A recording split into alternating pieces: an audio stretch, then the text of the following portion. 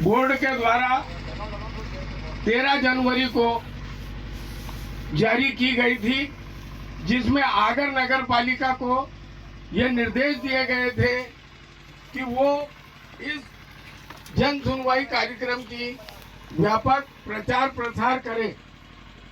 किंतु आगर का हर बाशिंदा इस बात का गवाह है कि नगर पालिका के द्वारा किसी भी प्रकार का प्रचार प्रसार इस संदर्भ में नहीं किया गया। इसी प्रकार इस लीज के बारे में जब ये मालूम हुआ कि यह लीज वर्ष 2019 में दे दी गई है, तो आश्चर्य इस बात का है कि 2019 के बाद आज 1.5 साल से ज्यादा हुए इस आगर और इससे संबंधित क्षेत्रवासियों को यह तक नहीं मालूम हुआ कि हमारा है जो मतलब हुआ। मेरा प्रश्न यह है कि यदि 2019 में लीज दे दी गई थी तो ये जो साइन बोर्ड लगा हुआ है रास्ते में, ये 2019 में क्यों नहीं लगाया गया? लोगों को जानकारी ही नहीं।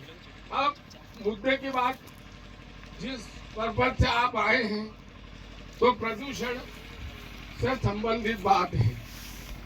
तो जो एरिया अलॉट किया गया है वो उसके पास में इस भारतवर्ष का एकमात्र मालवी नस्ल का पशु प्रजनन प्रक्षेत्र है, जिसमें 600 गायें हैं और 1952 में तखतमल जैन ने इसका है जो उद्घाटन किया था, उस तत्कालीन मुख्यमंत्री जो थे।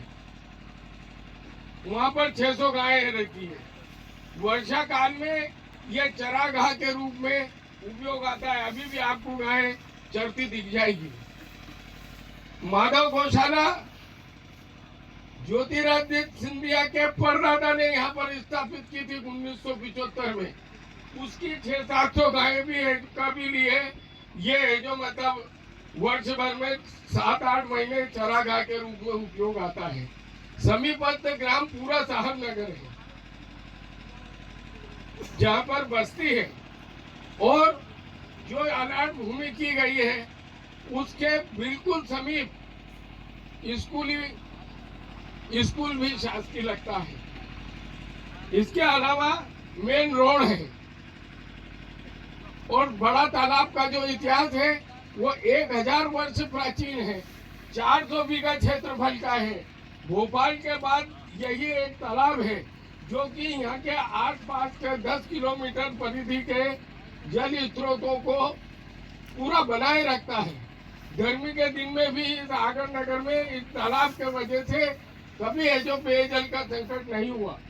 तो आम नागरिकों को जब ये मालूम पड़ा, तो मैं भी एक नागरिक की तरह बात कर रहा हूँ, तो एकदम है जो लोगों में विचलन हुआ, प्रबुद्ध लोगों में, कि भाई ऐतिहासिक धरोहर है, पास में मंदिर है, पशु प्रजनन प्रक्षेत्र है, पास में गांव है, और ये जो भूमि है इस भूमि में खनन होगा।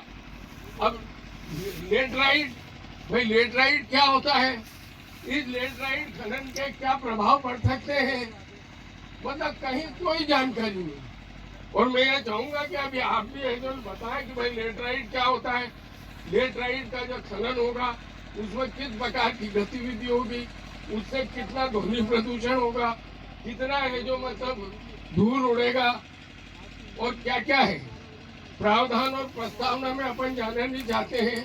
किंतु जो लीज के समय प्रावधान बताए गए हैं जो कि ओपन हो गए सब, आपकी उस विज्ञप्ति और ये तमाम लोगों के उस प्रस्तावना में जो भी बताया गया है वो टोटल मिथ्या है।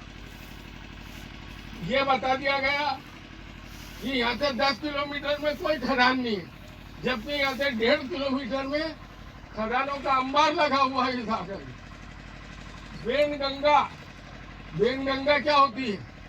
बाण गंगा महादेव मंदिर के निकट से जो गुजरी है उसकी दूरी 4.5 किलोमीटर बताइए। चलो वो कोई विषय नहीं है। उसके बाद ऐतिहासिक स्थल की बात करें तो ये जो तालाब है इसका इससे पुराना तो किसी का इतिहास ही नहीं है। और इसे जो मतलब ऐतिहासिक स्थल में नहीं दर्शाया गया। तो यही है कि ये पशु, मानव, आम राहगीर